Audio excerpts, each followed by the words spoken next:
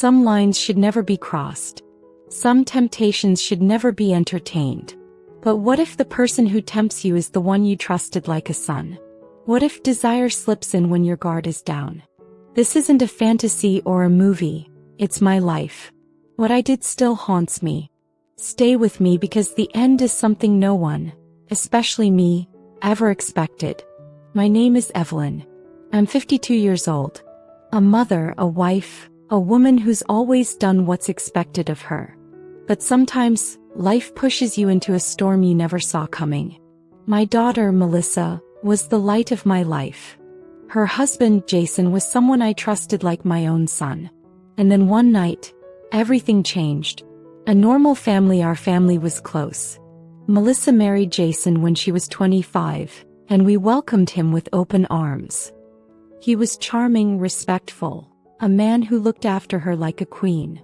They visited often, sometimes stayed over during holidays. We'd laugh over dinner, watch movies, play board games. Jason always helped around the house, fixing the sink, mowing the lawn, carrying groceries. He called me Ma. It felt natural. Never once did I think of him in any way other than family, until everything shifted. The empty nest after Melissa and Jason moved to another city for his job. My home felt emptier than ever. My husband, Robert, was always away on business. We'd grown distant over the years. Separate rooms, separate routines, more like roommates than lovers. So when Melissa called and said they'd be visiting for a few weeks while their apartment underwent renovations, I was thrilled. The house would be alive again. I didn't realize it would also become the setting for my biggest mistake. The first look, Jason looked different, older, stronger, more confident. He greeted me with a hug that lingered just a second too long. I told myself I imagined it. Over the next few days we fell into our usual family routines. But I couldn't ignore the way he looked at me when Melissa wasn't watching. Not inappropriate but intense. Curious. I started feeling things I hadn't felt in years. Desire. Pain. Guilt. I blamed it on my loneliness. On Robert's absence. On my age. But deep down I knew something dangerous was blooming. The close call one evening, Melissa went out with friends and Jason stayed behind. We watched an old movie together in the living room. Halfway through I dozed off. When I woke up, my head was on his shoulder. He didn't move. Just looked at me. And smiled. "Sorry," I said, quickly sitting up. "You're beautiful when you sleep," he whispered. I froze. "Jason, that's not appropriate." He didn't apologize. Just said, "Maybe not. But it's true." I left the room, heart pounding. But I didn't tell Melissa. I didn't tell anyone. I didn't want to believe what was happening. The accident a few days later, it rained. Melissa slipped in the kitchen and sprained her ankle. She was fine but bedridden for a while. Jason took care of everything. Meals, errands, massages. And sometimes he leaned on me for support. One night, after Robert had gone on another business trip and Melissa was asleep, I found Jason sitting on the back porch, soaking wet from the rain. I brought him a towel. He looked up at me with eyes full of pain and hunger. "I don't know what I'm doing anymore," he said. "Neither do I," I whispered. And then he kissed me. The affair begins. I wish I could say I pushed him away. That I ran. That I remembered who he was.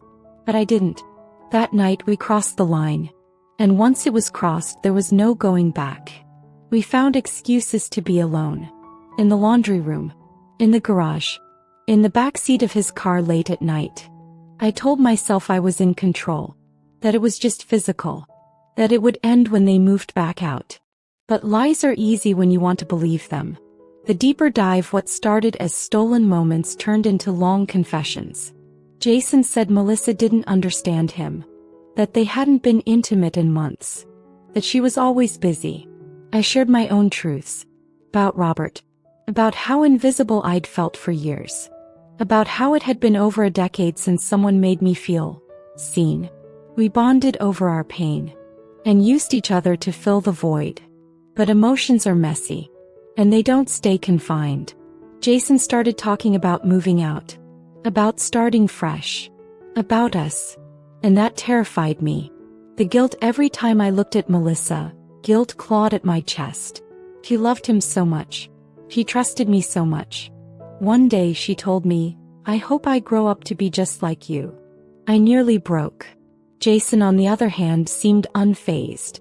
He said he had fallen for me. That Melissa never really understood him. That we were soulmates in the wrong lifetime. I wanted to believe that. Needed to. But I knew the truth. We were betraying her. The breaking point: Jason wanted to tell Melissa everything. Said it would be better than lying. I begged him not to. But secrets have a way of surfacing. One afternoon, Melissa walked into the garage and saw us. Not kissing. But close. Too close. The look on her face. She didn't say a word. Just turned around and left. Discovery had happened suddenly. Melissa's phone died, so she borrowed Jason's. She saw a message thread. Not just words. Pictures. Plans. Confessions. She didn't confront us right away. She left. Packed a bag and disappeared for days. When she came back, her eyes were hollow. She told me, "You were the one person I trusted more than anyone." And then she slapped me. "I never want to see either of you again." Consequences: Jason moved out. Tried contacting her. She blocked him. I tried writing letters begging for forgiveness. No reply. Robert found out and filed for divorce. Quietly. Without a word. My family disowned me. Friends stopped calling. I lost everything. Jason wanted to continue the relationship. I refused. Because the wreckage was too great.